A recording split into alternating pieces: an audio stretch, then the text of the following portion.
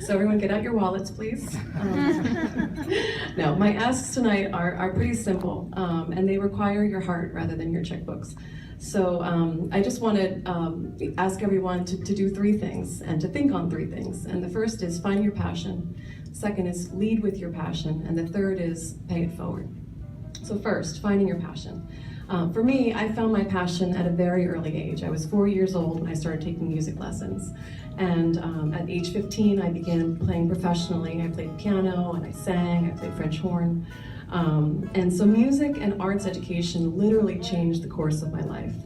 And I want to thank you, Mom and Dad, for all those music lessons and for trekking all over the tri-state area to make that possible.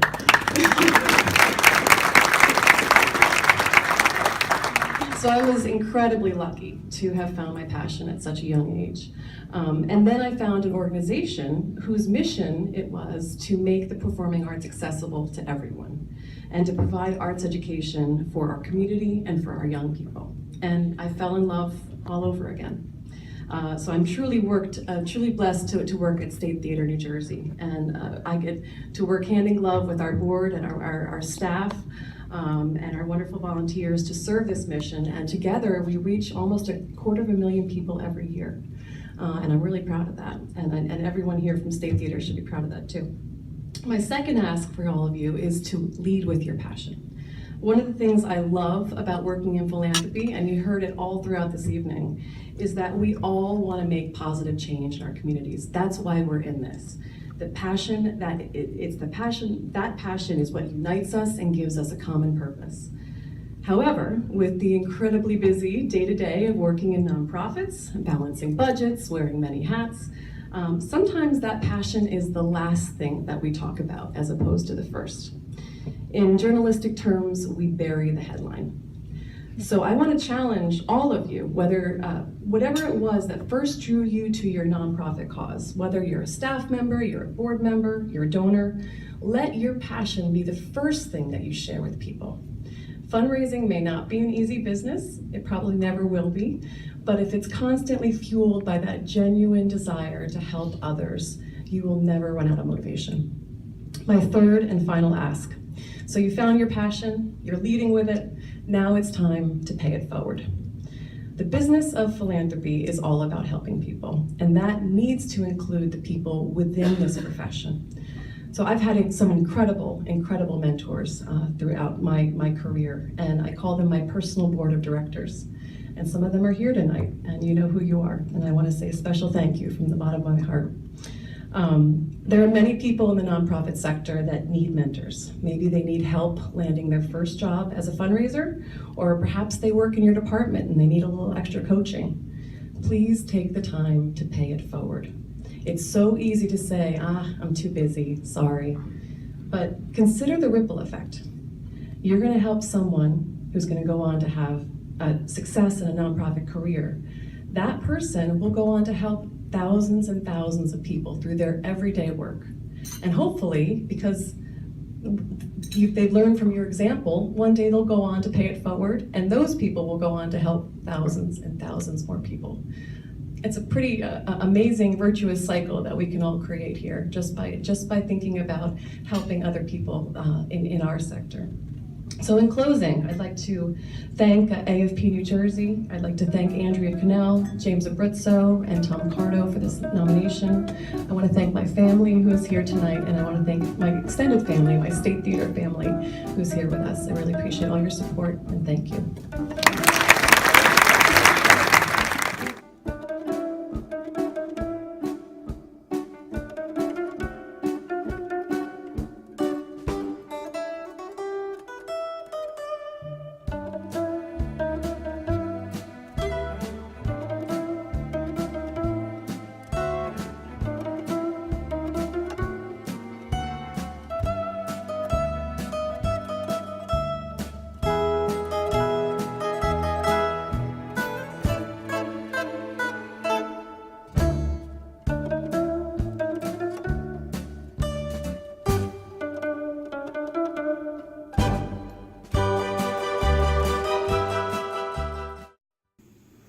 back to One-on-One. I am pleased to welcome AnnaAFPaward, who is Chief of External Affairs, State Theater, New Jersey. Good to see you. Now, AnnaMarie, you were with us as a former staff person of the Caucus Educational Corporation a few years back, and now you're doing great things at State Theater. Tell folks what State Theater is all about. Sure. So the State Theater is an 1,850-seat performance theater in downtown New Brunswick.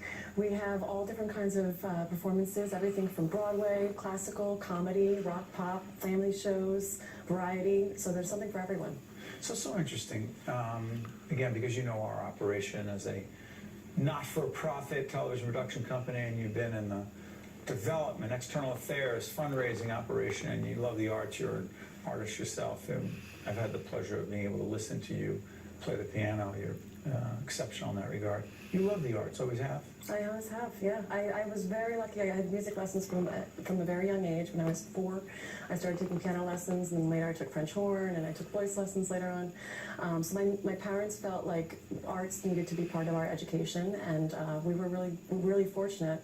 And then later in my teens, I started realizing that not everyone had that same exposure to the arts. So I got a chance to volunteer and do some performances for the inner city schools, teaching kids classical and jazz music. I did piano class at the Count Basie Learning Center down in Red Bank, and I had 10 kids in my piano class, which gave me a run for my money. But I felt very strongly that everyone should have access to the arts. So now at State, the whole idea of arts education, the whole idea of making arts more accessible, how dare I use the term marketable is that, and how challenging is it to raise money around those efforts?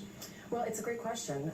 We have our ticket sales at the State Theater only represent about 58% of our operating costs. That's ticket sales, 58%? Correct. What's the rest? So the rest is we have contributed income, which is about over $3 million a year that we raise, and that helps subsidize and pay for. Is that corporate sponsors? Corporate sponsors, foundations, individuals. We have some government money as well. But all of that together helps pay for the education and outreach programs that we do for the community. Let's talk about, is it relaxed performances? What are those? Sure. So this is a program we started about 2 years ago. It's very near and dear to my heart. My brother is an arts and drama teacher at a special needs school, and we have a lot of friends that have kids on the spectrum. So this is a program for children and adults who are on the spectrum, and we offer a welcoming, warm environment with sensory-friendly performances. We have a calming room with fidget toys and activities if the kids need to take a break. We have we alter the light and sound of the performances so that it creates a stress-free atmosphere for the kids. We have ushers and volunteers who are specially trained to work with kids on the spectrum. You're talking about the autism spectrum? Correct. So it offers. What does it do for them? Well, it really it does a couple things. We have families and schools that come, and these are often kids that do not have exposure to the arts, so they get a chance to come to a performance. And if it's a relaxed atmosphere, so if the kid needs to move around, if they make noise, it's okay. And we really we are very happy to create that atmosphere. And a lot of families have told us maybe they have one child who's on the autism spectrum, but they have other kids who are not. The whole family can come, and we've heard from many families that this is a chance that they haven't had in the past, because they now feel like they can be accepted and not looked at as strange. What would you describe as the audience for the arts today, and is it evolving dramatically? It is evolving. I think the audiences that a lot of people think of when they think of arts audiences, people think they're in their 70s, 80s, and 90s. They skew not as old as I think. Yes, it really depends on the genre. So we have our International Classical Series, and our audiences for that are typically in their 50s, 60s, 70s. Got it. But we offer really reduced tickets for those performances, and we were starting to see families. We're starting to see young people coming in on date nights. So that's something that is a big part of our mission, is about creating access. What about Family Day? Family Day What's that all is about? it's an annual event. We've done this for 9 years now. It's every President's Day. So usually the schools are closed and most parents are off of work. So they're looking for something to do to get the kids out of the house. And we have typically about 6,000 to 8,000 people that come. Really? It's a whole day of free activities for families. We've got arts performances, we have free workshops, music, drama, and dance workshops. We've got arts and crafts and costume characters and balloon animals, you name it. That's awesome. Almost all of it's free. The one thing that we do charge for are the main stage performances, and we have 3 of those. And we've had the Big Apple Circus and Jack Hanna with his live animal show. This year we've got Light Wire Theater. We've had Very Hungry Caterpillar. So shows like that are really fun for the whole family, and the tickets for that start at just $15. So Tell us real quick, coming up later this year, we're doing this in early 2017, some great stuff coming up at the State Theater. We got we have amazing Broadway series this year.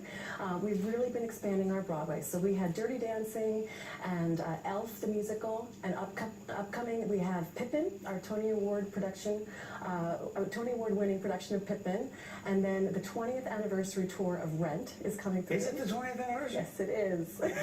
Doesn't that make you? That's awesome. It's astounding, but yes, this is Yeah, it doesn't make really. you feel very old. You're right.